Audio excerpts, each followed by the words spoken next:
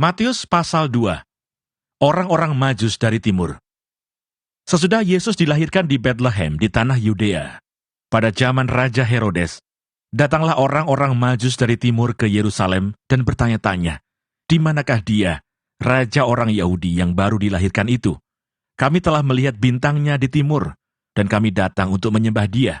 Ketika Raja Herodes mendengar hal itu, terkejutlah ia beserta seluruh Yerusalem. Maka dikumpulkannya semua imam kepala dan ahli Taurat bangsa Yahudi, lalu dimintanya keterangan dari mereka, di mana Mesias akan dilahirkan.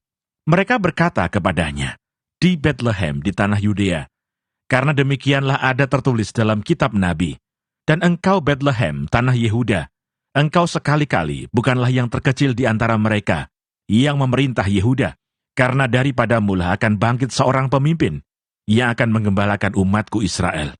Lalu dengan diam-diam Herodes memanggil orang-orang Majus itu dan dengan teliti bertanya kepada mereka, bila mana bintang itu nampak.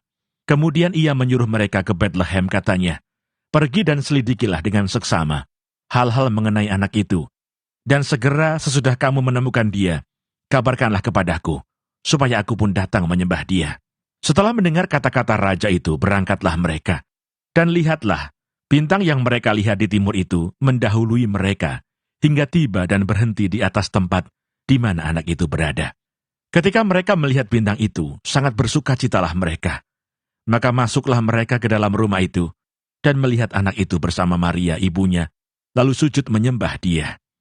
Mereka pun membuka tempat harta bendanya, dan mempersembahkan persembahan kepadanya, yaitu emas, kemenyan, dan mur. Dan karena diperingatkan dalam mimpi, supaya jangan kembali kepada Herodes, maka pulanglah mereka ke negerinya melalui jalan lain. Penyingkiran ke Mesir.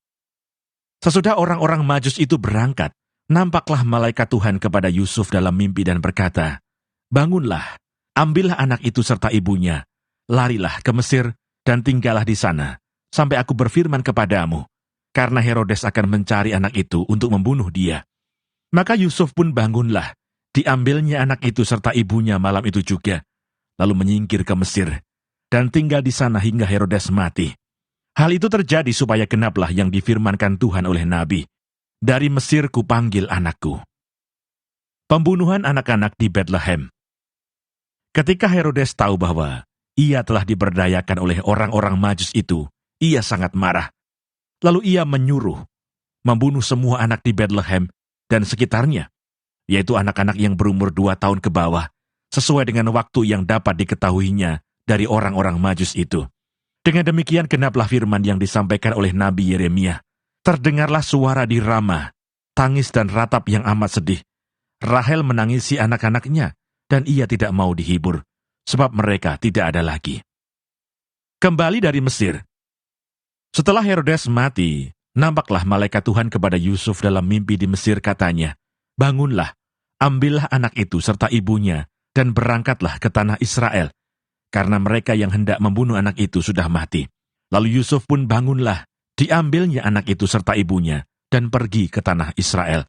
Tetapi setelah didengarnya bahwa Arkelaus menjadi raja di Yehuda, menggantikan Herodes ayahnya, ia takut ke sana. Karena dinasihati dalam mimpi, pergilah Yusuf ke daerah Galilea. Setibanya di sana ia pun tinggal di sebuah kota yang bernama Nazaret.